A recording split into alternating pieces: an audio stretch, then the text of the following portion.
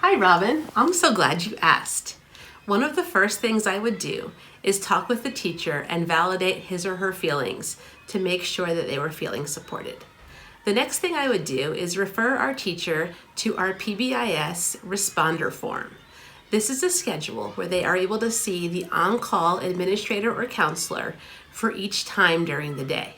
If they are having a crisis identified through our PBIS flowchart, they are to contact this contact person to either remove the student from class until they are calm or sit in class with the student such that the student is not hurting themselves or others or preventing students from learning.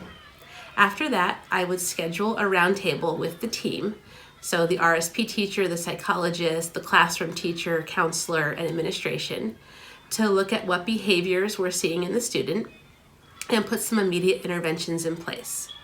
The first thing I would suggest is putting the student on check-in, check-out so that they can develop a positive relationship with another adult on campus. This would also help them to set daily goals with a very narrow focus to work on incremental improvement of the behavior. The next thing I would do is talk with the psychologist and have the teacher tracking data over time. This would allow us to see which interventions are working and what we would need to modify as we go. For long-term solutions, I would look at this progress monitoring and conference with the teacher and the RTI team and the roundtable team again to see where we are going. With that information, we could move toward a sit where we will be able to share our interventions and our progress with the family.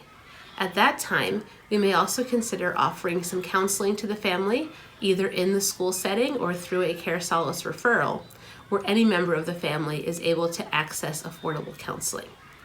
After that, I would continue with the RTI and SIT cycle, moving toward trying different interventions if they're not working, or if we have successful interventions, slowly fading them so that the child can have independence and be successful. Evaluation for special education services would be a last resort, but given this situation, since the scenario only references behavior and not academics, it's important to remember that behavior alone is not cause for special education placement. It would be my hope that the student is able to develop several positive relationships with adults on campus, see progress in his or her own behavior, and have the support of the school staff and his or her family to move forward.